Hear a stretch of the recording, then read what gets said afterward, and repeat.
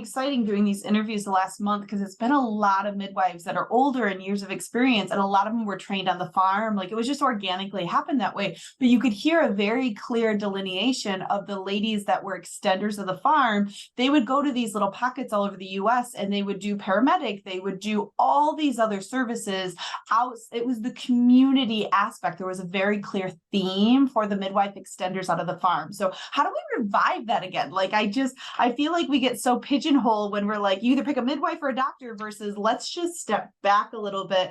You are a community healthcare provider that serves all aspects of the family needs in that community. We're the glue that keeps the family units together.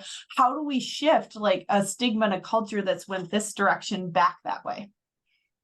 It's interesting. I always go back to collaboration.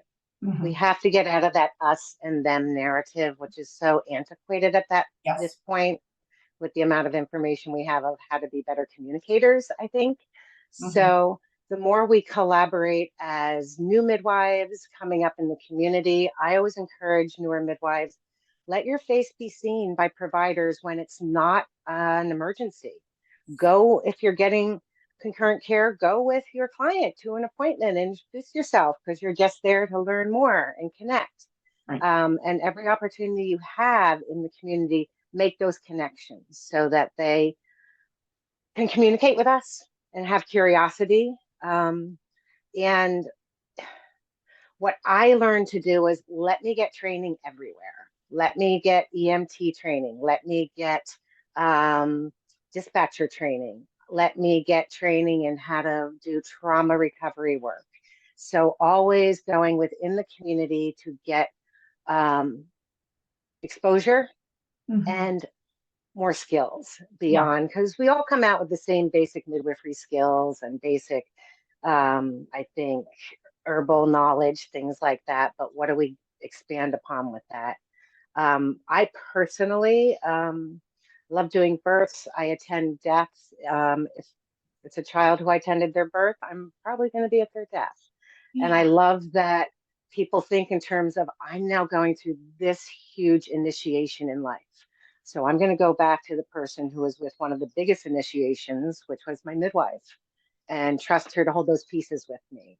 I also learning to be more of an educator. So I've had the opportunity to teach at Heart and Hands with Elizabeth Davis for the past 7 years.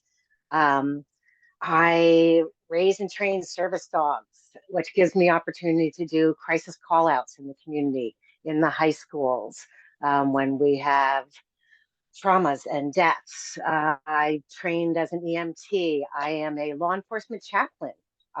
If the police or coroner show up at your house because your loved one has died in the community while they take care of their job, we volunteer and come in and take care of the family during that crisis for the first couple of hours. And you haven't even tapped on the research you've been doing with placentas and fires. Like, that was so fascinating to me last time. Like, how do you, I mean, these are immense talents and skills you have. The average midwife is probably blown away right now. It's very impressive. Oh, I appreciate that. Well, as I said, we have been plagued by fires. It was a good 5-year period where our community was living in smoke. So the World Health Organization and their Rooms and Wildfires project specifically were studying Sonoma County as an opportunity to see, how did that affect placentas? How did that affect birth outcomes? How did that affect the formation of cords and amniotic?